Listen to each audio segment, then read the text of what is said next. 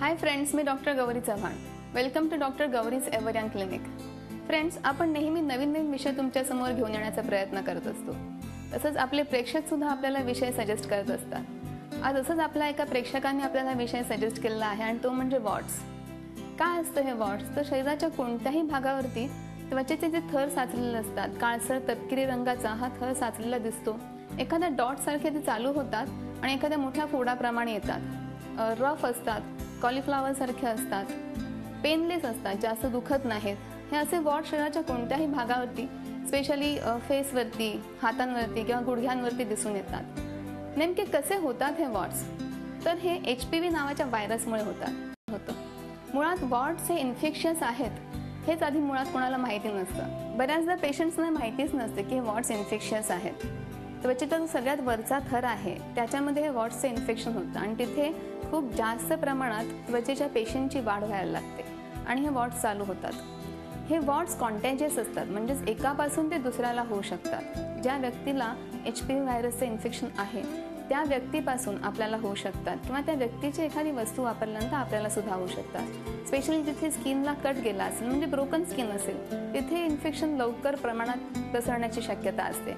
तसंच दुसऱ्या व्यक्तीकडून आपल्याला पसरू शकते इन्फेक्शन आणि स्वतःला जरी वॉट्स असेल तर ते एका इन्फेक्शनपासून दुसरीकडे पसरून जास्त प्रमाणात वॉट्स शरीराच्या इतरत्र भागांवरती येतात. आणि म्हणूनच आपल्याला दिसून येते की एक वॉट्स आला असेल तर त्याच्या बाजूला आजूबाजूला अजून 2-3 वॉट्स यायला लागतात. पण तरीही पेशंट्सना लक्षात येत नाही की हे कॉन्टेजियस आहेत म्हणून वाढतात. आणि बऱ्याच वेळा दुर्लक्ष होण्याचं कारण असतं, कारण ते दुखत नाहीत, काहीच त्रास नाही आहे, मग पेशंट सोडून देतात. पण जर ते दर्शनी भागावरती असतील, म्हणजे चेहऱ्यावरती, मानेवरती, हातावरती, तर तेव्हा मात्र त्याच्याकडे लक्ष दिलं जातं की हे दर्शनी भागावरती आहेत आणि आता हे नको आहेत आपल्याला, कारण ते चांगले दिसत नाहीत. हे वॉट्स आहेत ते जास्त पेनफुल नसतात.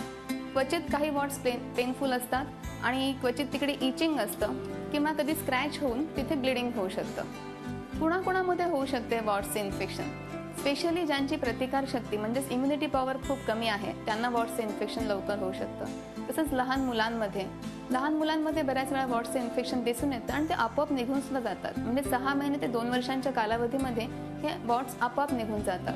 पण प्रत्येक वेळेस ते जातात असं नाही, तर काही वेळा ते अगदी डॉट स्वरूपात असतात आणि मग हळूहळू बरेच मोठे होत जातात. ह्या वॉट्सचे पण वेगवेगळे प्रकार आहेत, जसे की फ्लॅट वॉट्स म्हणजे बेरुका प्लॅना, ज्याला मेडिकल टर्ममध्ये आपण म्हणतो. हे फ्लॅट वॉट्स स्पेशली चेहऱ्यावरती किंवा मानेवरती दिसून येतात. फ्लॅट असं त्यांचं स्वरूप असतं. तसंच फिलिफॉर्म वॉट्स, त्याला एक साधारण डेट सारखा असतो आणि थ्रेड लाईक स्ट्रक्चर असतात. हे सुद्धा चेहऱ्यावरती जास्त प्रमाणात दिसून येतात. तसंच पेरिंग्वल वॉट्स, हे स्पेशली तुमच्या नखांच्या आत किंवा नखांच्या कडेला याची ग्रोथ चालू होते. तसंच ओरल वॉट्स, हे गालांच्या आतमध्ये म्हणजे चिक्सच्या आत आणि लिप्सच्या आत ह्याची वाढ होऊ शकते. प्लॅन्टर वॉट्स, हे पायांच्या तळव्याला असतात. स्पेशली जिथे प्रेशर पॉईंट्स असतात, जिथे जास्त दाब येतो तिथे हे वॉट्स होतात आणि हे वॉट्स पेनफुल सुद्धा असतात. मोझॅक वॉट्स म्हणून एक प्रकार आहे. तसंच जेनायटल वॉट्स, हे specially pubic area, वजायना, anus, penis इथे जास्त प्रमाणात दिसून येतात.